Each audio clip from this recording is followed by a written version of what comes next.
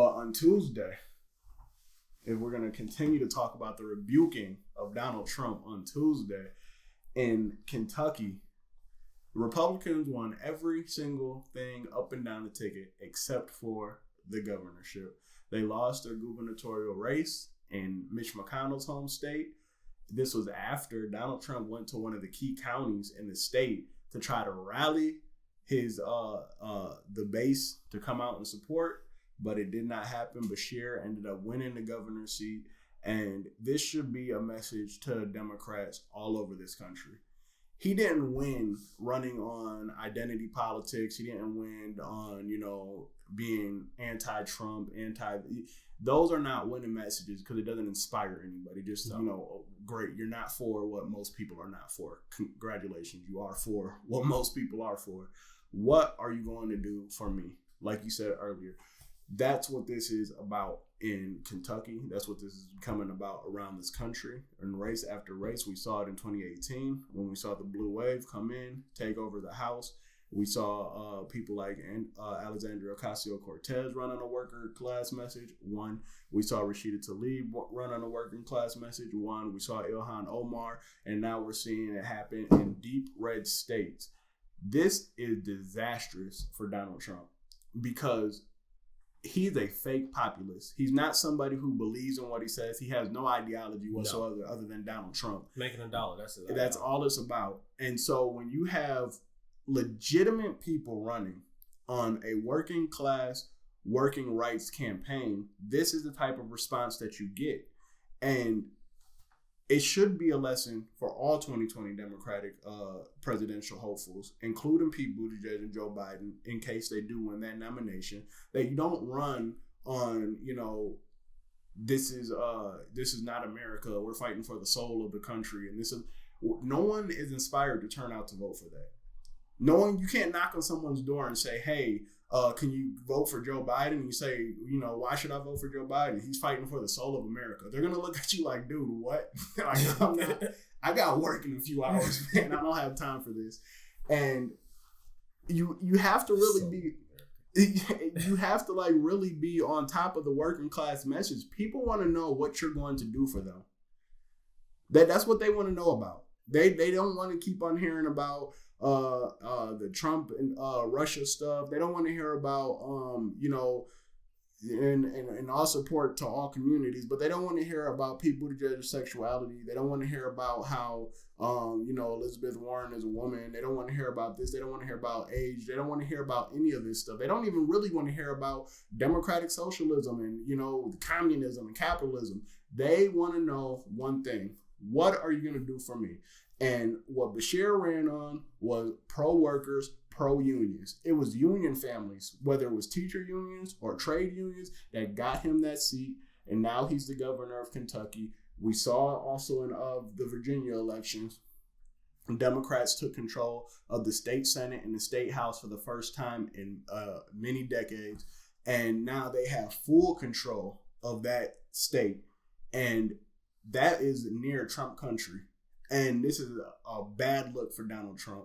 And this is why when the reports came out about a month and a half ago that in closed door meetings, he's saying that socialism is going to be tough to beat. It's not necessarily socialism. It's the socialism infused messages of pro-worker.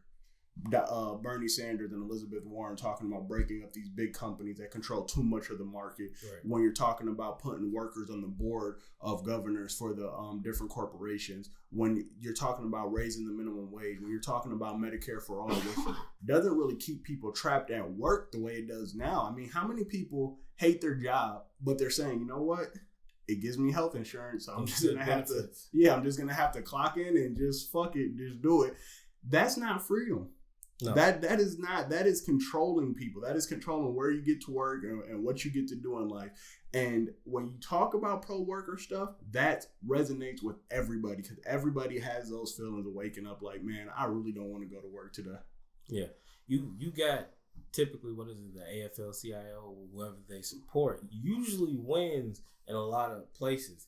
But my take on it is a little bit different than yours because I'm kind of looking at it from retrospect, when the Tea Party came in and you had people in power Democrats were in power, and they flipped a lot of these places that were Democratic seats for 20 plus years. Yeah. And it's, okay, you had all this time, but you've done nothing. You've done nothing with it. Which is one of my biggest beef about the Obama administration. You had both houses for, 2 years, and you didn't do anything with it. And then the Tea Party came in and swept in. Oh, he did do something with it. He saved Wall Street, bro. Saved the big bank. They needed it. That is true. But the platform that most Democrats are running on is kind of similar to what the Tea Party ran on. And it's weird because... Anti-establishment. Right.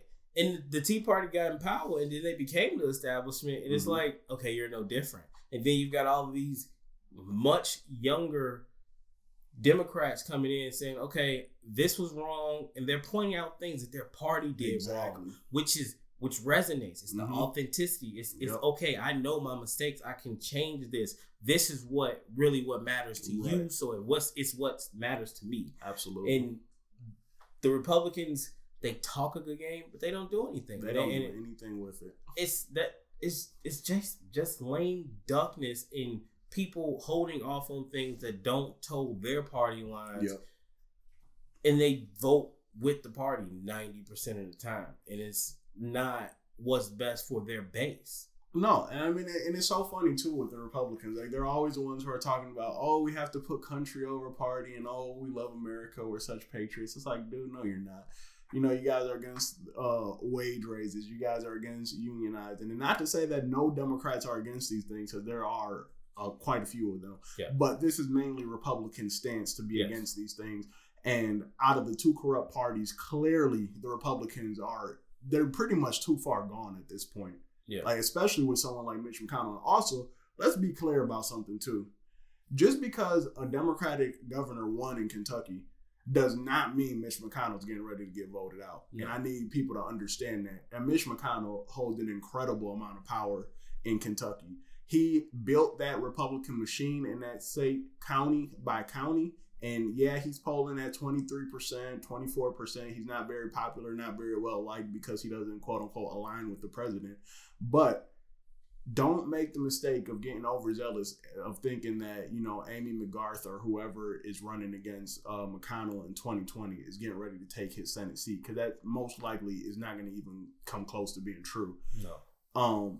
But having said that, though, these election results, the way that they occurred, where did it start with? It starts with the Fight for 15. It starts with the teachers organizing and striking in Virginia, in Kentucky, and so many different parts of this country. This continuously is happening, and it's happening around the world right now. In Chile, in so many different spots, where people are rebuking these neoliberal, neoconservative systems of capitalism and control, of allowing corporate greed and wealth to be expanded, while what we get back in return continues to diminish. And in 2020, the Democrats cannot afford to misread the electorate this time like they did in 2016. In 2016, they made the mistake of thinking what people want is the same old, same old. Right. They thought that Barack Obama's charm and swagger would rub off on the ticket because he was Barack Obama. And as another thing that pisses me off about hearing that Pete Buttigieg comparison, that because Obama is like, whether you like him, whether you dislike him, whether you're indifferent, he's the most talented politician of our lifetime. And before that, he's incredibly talented. And that led Democrats to believing that, you know, oh, it's okay. If we have Obama endorse the Democratic ticket, then we'll be fine. People will turn out and vote for us. That's not true. Americans are not as ideologically aligned as so many of these parties and establishment media figures think that they are. And you cannot mistake the electorate this time. You have got to make sure that whoever is the nominee is running pro-worker, not anti-Trump, not we have to beat Trump, not Trump in Russia, because we all know that. Like, he's at 38% approval. We don't need to be told that you're against Donald Trump. You're the Democratic nominee. I'm assuming you're against Donald Trump. You need to run on, this is what has been wrong, and this is how I'm going to address it. and these are our plans for the future to make sure that they do not occur again. Platform.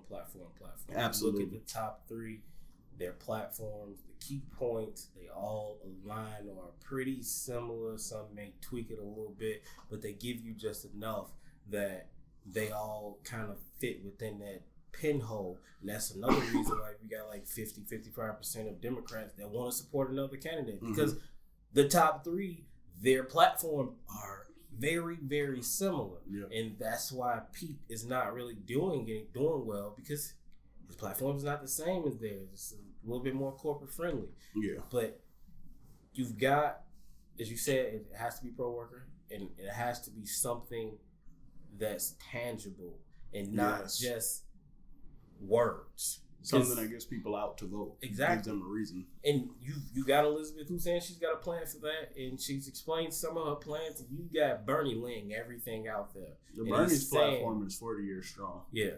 Yeah. It's the same thing that he's been saying, and he's honest, he's true, and it's clear, and you know what he's going to do for you. Yeah.